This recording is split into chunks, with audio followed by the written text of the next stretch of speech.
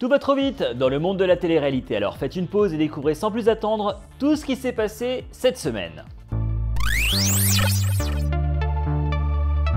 Au sommaire de votre récap télé-réalité.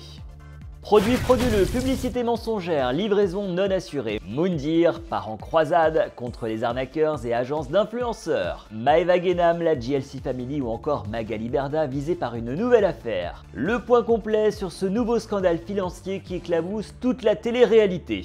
Nouveau coup dur pour Nabila. Sa chienne Pita a échappé à la vigilance d'une employée de maison. Une grosse frayeur pour l'influenceuse qui a poussé un énorme coup de gueule sur les réseaux sociaux. Et enfin, plus que quelques jours de suspense avant la diffusion de la prochaine saison des Vacances des Anges sur Énergie 12. Un point complet sur le casting et les dernières indiscrétions sur le tournage en République dominicaine. Depuis quelques jours, la colère gronde sur le web. Les fraudes et arnaques de placement de produits, relayées par les influenceurs et candidats de télé-réalité, font l'objet de dénonciations massives sur les réseaux sociaux. Alertée par ce phénomène, Maeva Guénam a décidé de monter au créneau et de mettre en place une initiative concrète pour rassurer sa communauté. Si je collabore avec une marque ou je reçois des messages que les gens ne reçoivent pas leur colis, je m'engage personnellement à prendre un avocat et à vous couler personnellement, que ce soit un avocat ici à Dubaï ou un avocat en France. Chez les Correa, maintes fois accusé d'escroquerie et de malversation, on tente aussi de montrer sa bonne foi. Depuis quelques jours, Jazz, la star de la JLC Family, vient d'ouvrir une boîte mail pour tous les problèmes de commandes et de codes promotionnels. Si Maeva Guénam et Jazz semblent déterminés à poursuivre leur business quoi qu'il en coûte, d'autres n'hésitent pas à cracher dans la soupe et à dénoncer les failles d'un système qu'ils jugent déviant et malhonnête. Chef de file de cette guérilla anti-influenceur, Moundir, révélé en 2003 sur TF1 dans l'émission Koh Lanta. Son objectif, recueillir un maximum de témoignages d'influenceurs déchus. Parmi eux, Marvin Tillière, découvert dans l'émission Secret Story. Évoquant sa collaboration avec les agences de placement de produits dont il fut partenaire, le jeune homme a fait une comparaison avec un réseau mafieux. Écoutez. Donc de là, j'ai commencé à toucher des sommes astronomiques. Je te dis la vérité, je touchais des sommes que peu de personnes dans la télé à ce moment-là pouvaient se permettre de toucher. Et pas parce que je vendais, mais tout simplement parce que j'avais compris que le système marchait comme ça. Je sais énormément de choses. De là, les guerres commencent, la guerre avec Shona, la guerre avec Wesley. Mais bon, ça a pris tellement des proportions énormes que on ne peut même plus parler de placement de produits parce que c'est pire qu'une mafia maintenant. Quant à Ayem Nour, elle s'est félicitée de ce beau moment de solidarité, tout en dénonçant les manquements de l'agence dont elle fut pourtant l'égérie pendant plusieurs années. Regardez. Fut un temps, l'agence avait mis des choses en place pour essayer de structurer les choses, mais encore une fois, essayer n'est pas faire. C'est-à-dire que tu peux essayer de mettre les choses en place sous prétexte de vouloir te protéger de certaines accusations qui pourraient arriver, tu comprends? Mais la démarche n'est pas sincère en fait. Tu comprends ce que je veux dire? C'est très subtil ce que je suis en train de raconter.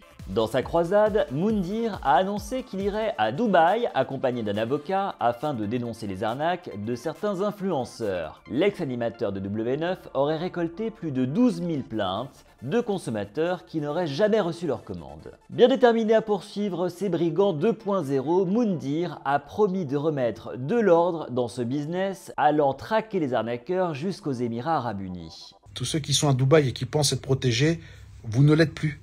C'est fini. On va venir vous chercher, vous allez rendre des comptes et vos agents vont rendre des comptes aussi.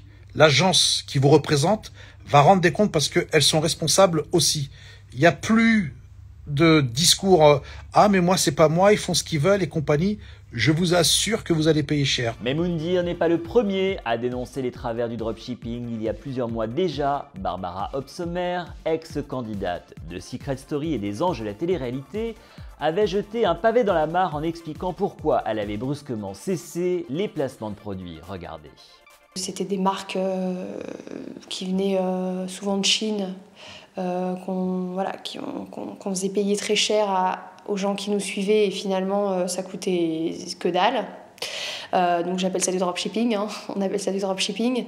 Donc j'étais moins en moins en phase avec moi-même et ce que je vendais aux gens, en fait, j'avais de plus en plus honte. Et c'est vrai, quand on me disait oui, mais ils sont vraiment bien, ces produits, Babou, quand on m'écrivait en message privé, j'arrivais pas en fait à mentir et je leur disais non, n'achète pas ça. Alors, pour comprendre pourquoi Moundir a décidé de partir en guerre contre ce business des influenceurs, Star Mag a contacté Magali Berda, la patronne de Shana Evans, à qui Moundir reprochait déjà son éviction de W9, a sa petite idée sur la question. Mais tu sais, moi j'entends dire qu'apparemment, il veut monter son agence. Donc je pense que ce qui va se passer, c'est qu'il veut faire genre, on est des et il va sortir, tu vas voir dans quelques temps, les amis, je sors une agence et moi, elle va être trop bien, elle va être trop propre. Voilà, tu vois, je pense que l'objectif final, c'est ça. Parce qu'il veut nous décrédibiliser, parce que son objectif, je pense que c'est dans quelques temps, il va te dire, je veux une agence. Tu verras ce que je te dis. D'influenceurs. Mais bien sûr. Grosse frayeur pour Nabila, la célèbre influenceuse aux 6 millions d'abonnés est rentrée à Dubaï, mais à peine est-elle revenue aux Émirats Arabes Unis qu'un drame est arrivé. Sa petite chienne Pita a échappé à la vigilance de son personnel de maison. Elle nous raconte son effroyable mésaventure. Je commence à paniquer, etc. Elle me fait oui, je l'ai trouvé sur le petit chemin. Là, je commence à péter un plomb, donc j'appelle ma dame de maison, je dis bonjour, est-ce que Pita est avec vous ? Elle me dit oui, Pita est là. Je dis envoyez-moi une photo. Elle me dit ah non, je suis sortie, etc. Et là, je commence à m'énerver. Je dis écoutez, arrêtez de me prendre pour une débile. Il y a une personne, c'est une personne qui me suivait sur les réseaux sociaux, donc qui me suivait sur Instagram, qui m'a envoyé un message Instagram. Et heureusement, j'ai ouvert, je sais pas pourquoi, c'est trop bizarre l'instinct, j'ai ouvert ce message. Et elle me dit je vous avoue, j'ai perdu Pita depuis ce matin. Heureusement, tout est bien qui finit bien, Pita est rentrée saine et sauve grâce à un fan de Nabila qui a repéré l'animal errant dans les rues de Dubaï. Une happy end comme on les aime qui pourrait presque inspirer un film d'animation des studios Disney. À mon assistante, j'ai une autre assistante qui travaille ici pour moi, qui s'appelle Anaïs. Je lui ai demandé donc d'aller chercher Pita chez cette personne qui l'avait retrouvée et de l'emmener dans un garde-chien. Enfin, c'est comme un hôtel pour chiens. Et du coup, on l'a récupéré ce matin, voilà pour la petite histoire.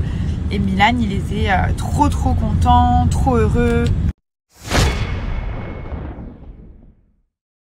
Le 29 mars à 18h15, les Vacances des Anges seront de retour pour une 4e saison tournée en République dominicaine. Parmi les candidats cette année, Angèle, transfert de W9 et ex-petite copine de Greg Yega. La jolie brune est arrivée tardivement sur le tournage après avoir raté 2 avions successifs, ce qui lui a laissé tout le loisir de regarder l'émission concurrente, Les Marseillais à Dubaï sur W9, et de critiquer au passage son ex Greg Yega et sa rivale Maëva Guénam. Regardez. Heureusement, je me suis barrée. Oh, parce que là, en fait, déjà, je vois, ils ont essayé de refaire le truc, mais avec une fille qu'il a rencontrée depuis une semaine, donc crédible, parce que tout le monde le sait qu'il allait se remettre avec Maëva. Ça aurait été plus crédible si ça avait été une fille avec qui il aurait été en couple depuis des mois, une ex, une vraie ex, mais l'humiliation que je me serais prise dans la gueule. Oh. Et voilà, c'est tout pour aujourd'hui. On se retrouve très vite pour faire le point sur toute l'actu brûlante de toutes vos stars préférées de télé-réalité. A très vite, ciao bye.